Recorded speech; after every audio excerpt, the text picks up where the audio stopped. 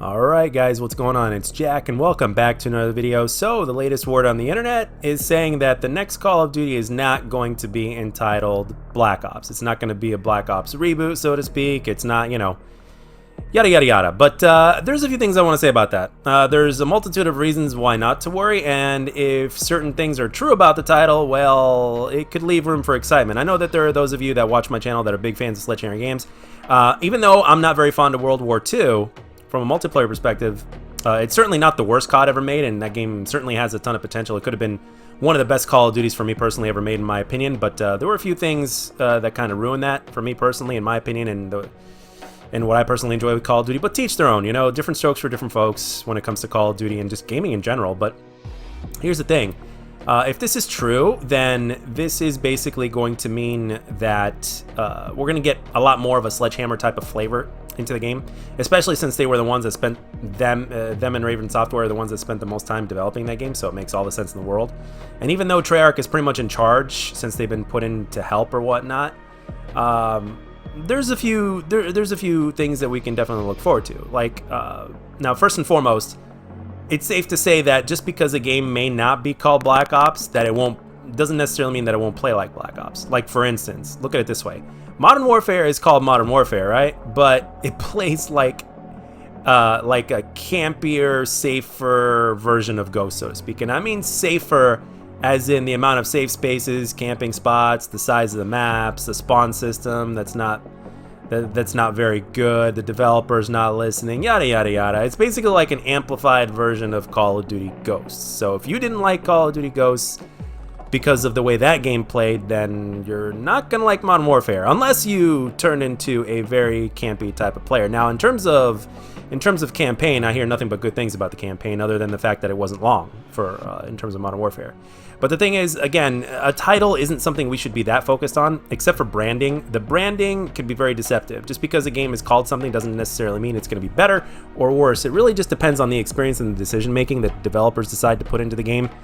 And there's a lot of room for good things, but at the same time, thanks to Activision having their hands into everything, including the skill-based matchmaking and the microtransactions and everything like that. I mean, like I mentioned in a previous video, who in the world says that Activision doesn't decide anything when it comes to development of the game as well? I mean, seriously, if they can decide on things like skill-based matchmaking and microtransactions and implement that into the game, then yeah, I mean, what's to stop them from doing pretty much everything else? I mean, seriously, like the developers now at Call of Duty could really be limited in terms of what they can and cannot do. It's like they provide the basics, and then all of a sudden, in terms of specifics, from a money-making standpoint or protecting of a certain player or protecting the casual standpoint, they're pretty much powerless at this point. Some people are saying that Condry may have been bullshitting because he's not very happy with Activision or whatnot. I mean, it could all be possible, but at the same time, it really does make sense. And yet, at the same time, it's confusing, which is why, like, when it comes to things that are said on the internet, you have to take everything with a grain of salt. Because, again, I know that Gaming Revolution in terms of Modern Warfare has been very, very accurate, and in the past as well, he's been pretty accurate in terms of the people that he talks to that are on the inside or whatnot. But the thing is that it's very easy for Activision or even the insiders or whatnot, or hell, even, and I'm not accusing him of this, but even the Gaming Revolution, if he wanted to, I'm not saying this is the case, but I'm just saying if he wanted to, he could easily manipulate us. It's very easy to steer the community in any direction when you have a certain level of control or when you have a certain level of popularity or whatnot. I mean, look at what free-to-play is doing with multiplayer games. I mean, look at the effect that game. Like, for instance, let me give you guys a really good example of just how much control organizations and content creators and popular people or whatnot have over other people without them necessarily saying or hardly doing anything. Okay, you ready for this? So very recently, right, there's been a new documentary on the Chicago Bulls era called The Last Dance. It's been released on Netflix for international cities, and they release 2 episodes up until they get to 10 full episodes on ESPN or whatnot. It's on Hulu as well, so for those of you guys that have Hulu, you have that there. And the thing is, this documentary was just released on Sunday, okay? So, and on that day, to celebrate the release of the documentary, which has never really before been seen, and the interviews and everything like that of the 1997-98 Chicago Bulls, basically a new pair of Jordans get released, and people are spending their stimulus money on fucking getting a pair of Jordans that are brand new, that are good shoes and everything like that, but they're $200+ if you include taxes. And most people got like what, $1,200 from their stimulus, and then they're spending 200 of those 1,200 precious dollars on a pair of sneakers that are not really a necessity. And when the stimulus money was given for necessity purposes during this hard time. Now, I understand that a lot of people do not need that stimulus money. And well, not a lot of people, excuse me. There's a certain percentage of people that make good money and don't really need that stimulus money. But you guys are going to understand of the reasons of why that stimulus money was given in the first place. I mean, people are easily taken advantage of. All they have to do, all somebody has to do, like Activision or content creators or whatnot. I mean, hell, a lot of content creators nowadays, especially when it comes to Call of Duty as well as some other things, they've built their channels successfully, I might add, and finances off of bullshitting people. Traditional businesses in real life outside of the internet do this as well. So, I mean, people are easily controlled and they easily fall into temptation when something new comes out, and then their necessities and their morals and their integrity literally flies out the fucking window when it comes to money or something that they want, which is usually money related. So when it comes to this whole Call of Duty thing, guys, all I can say at this point, now again, I'm not a Dr. Manhattan that could see all the strings. You know, I'm pretty much a puppet. I mean, I can't see every single string. Sometimes I fall for the trap. Like, for instance, the last time I fell for it was when I bought Modern Warfare, which is something I knew I shouldn't have done, but I did it anyway, in blind hope that the game would end up being better on release and eventually in the long run, but it didn't, for me personally.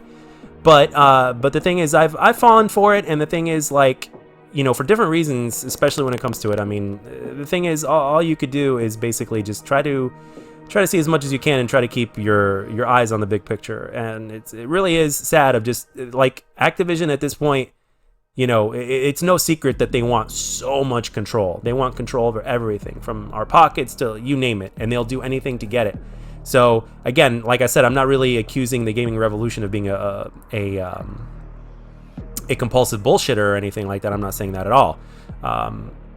You know, especially when you compare him to a lot of the other Call of Duty YouTubers that, you know, they basically put this fake personality of themselves to make them seem like the good guy, but in actuality, you look between the lines, I mean, they're just you know, all they care about is growing their channel and taking advantage of the audience base. And that's what you have to do to be a successful person, not just on YouTube. At least 90% of us anyway. That's what you have to do to be successful on YouTube.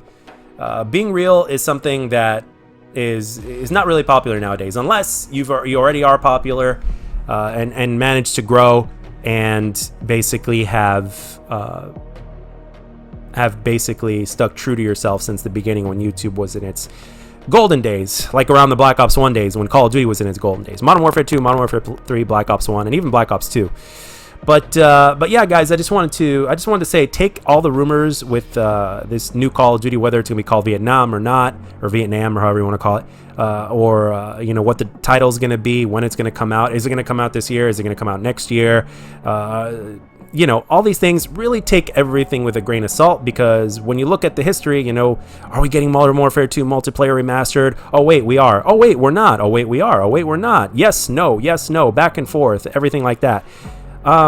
It's really kind of useless to kind of take everything at its word until the game itself comes out, or until you get your hands on it. So again, I'm not perfect at this. I've fallen for it, like I said, with Modern Warfare. But with that being said, guys, I just wanted to kind of be real once again and just talk about it. So anyway, that's all I got. And of course, I wanted to keep making videos because I really don't like to go too long without making videos. So but anyway, let me know down in the comment section, do you believe in terms of everything that's being said about the next Call of Duty coming out not being a Black Ops game? And you guys know how the impact of a brand name has on a game. So anyway, that's all I got for this one, guys. Let me know down in the comment section of what you think and what your opinions are, who you believe, who you don't believe. And as always, if you enjoyed this video, let me know. If you didn't, let me know what I can do to make my videos better. And I'll catch you guys on the next one.